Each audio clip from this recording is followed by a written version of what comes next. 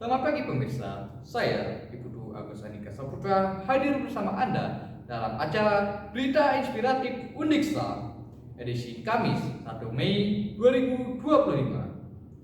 Pemirsa, berikut informasi selengkapnya. Rektor Universitas Pendidikan Ganesha, Profesor Dr. Iwayan Lasmawan MPD, secara resmi melantik pengurus Himpunan Mahasiswa Program Studi Sumber Daya dan Pembelajaran atau HMSDP Denpasar pada hari Selasa 15 April 2025. Pelantikan ini berlangsung dengan khidmat di kampus Uniksa Denpasar dan dihadiri langsung oleh jajaran pimpinan universitas, dosen, serta mahasiswa dari berbagai angkatan. Dalam sambutannya, Rektor menyampaikan bahwa organisasi kemahasiswaan merupakan bagian penting dalam mencetak generasi unggul yang adaptif terhadap perubahan global. Ia menekankan bahwa HMSDP harus menjadi wadah produktif untuk menumbuhkan kolaborasi, kreativitas, dan prestasi mahasiswa, baik di bidang akademik maupun non-akademik. Lebih lanjut, Profesor Lasmawan menyoroti pentingnya kolaborasi antar himpunan mahasiswa sebagai kekuatan baru dalam membangun Undiksa yang unggul, adaptif, dan visioner. Dengan terbentuknya HMSDP ini, diharapkan mahasiswa sumber daya dan pembelajaran memiliki ruang yang lebih luas untuk mengekspresikan ide, mengembangkan bakat, serta memperluas jejaring organisasi dan kepemimpinan.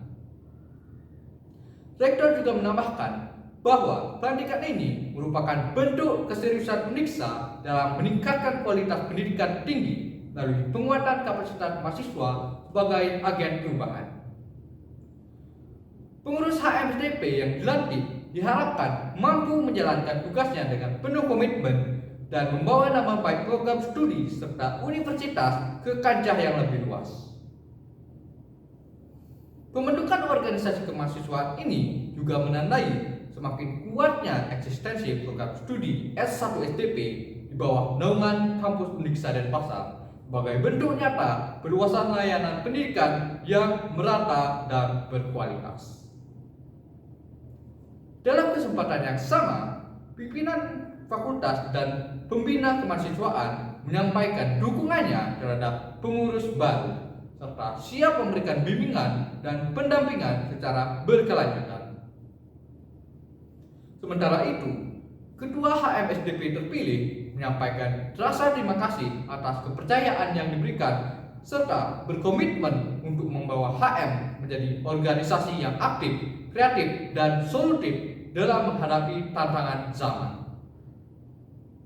Pelantikan ini ditutup dengan sesi foto bersama dan penandatanganan berita acara pelantikan sebagai bentuk legalitas dan komitmen bersama untuk mewujudkan visi dan misi organisasi.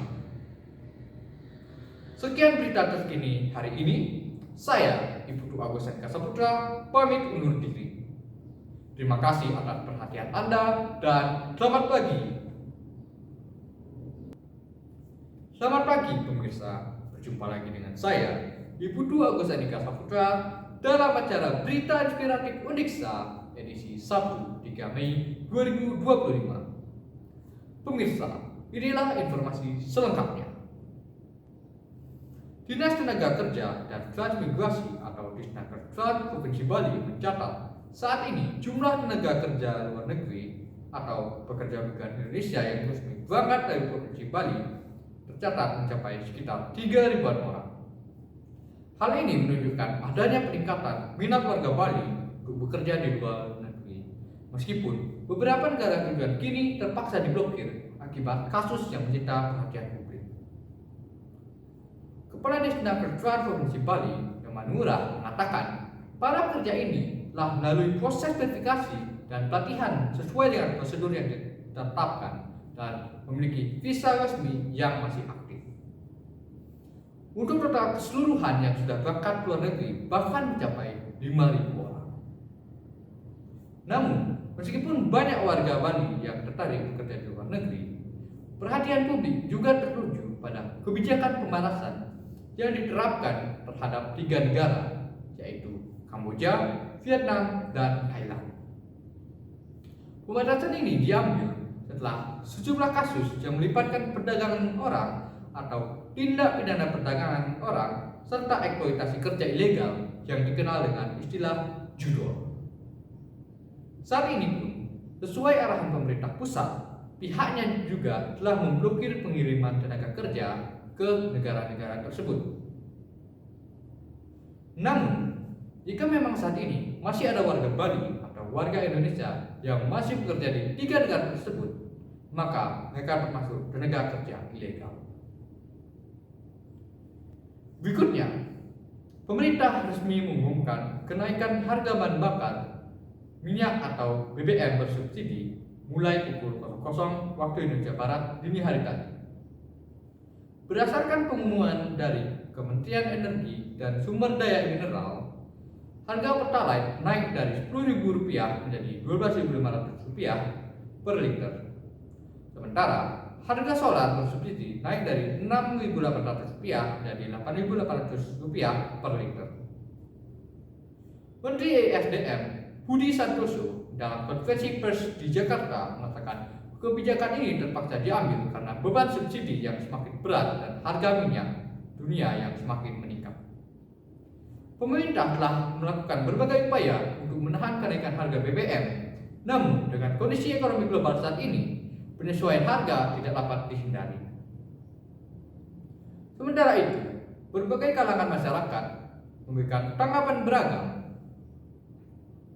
Di beberapa SPBU di Jakarta dan kota-kota besar lainnya, terlihat antrian panjang kendaraan sejak semalam.